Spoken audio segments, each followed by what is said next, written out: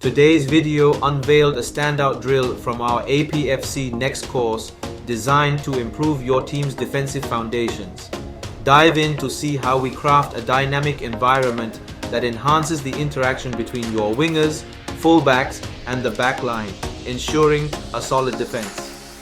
Moreover, this drill is a fantastic tool to sharpen the movements and counter movements of your attacking team. Before we dive in, please remember to like, share, and subscribe for more content like this. Ready? Let's kick things off.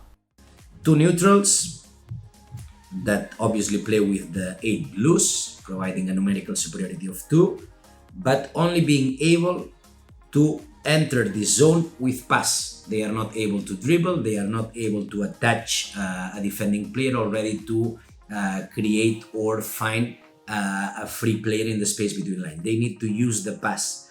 And for these two midfielders, they need to play ahead or at the same height, depth or line than their direct defenders. They cannot be already in the space between lines because that's not the target, that's not the structure we want to really favor these balls outside.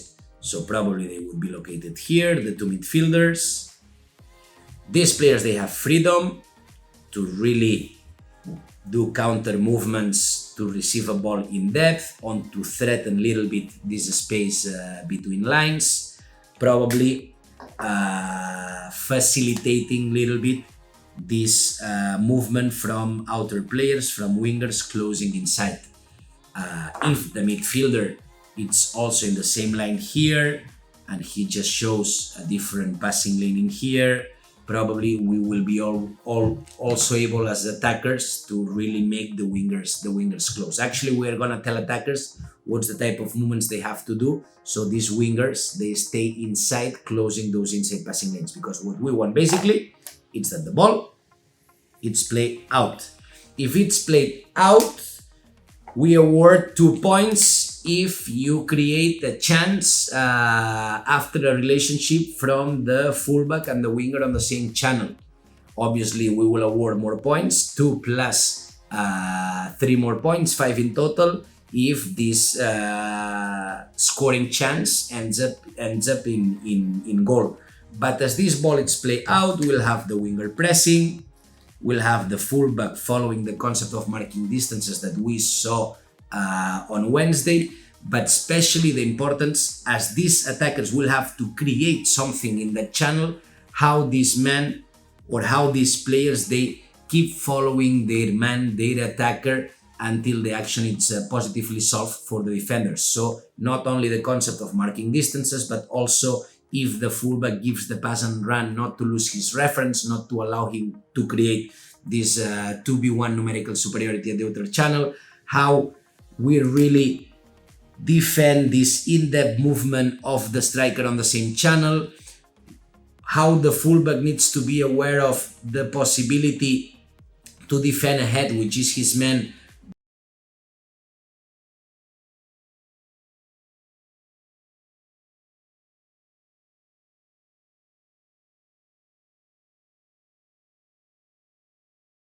the same that the winger would be doing when the fullback plays to the winger. So all these 2v1 situations or these pass and run situations, pass and move situations that need to be clear, that need to be defended, and where our both outside players need to be effective in it.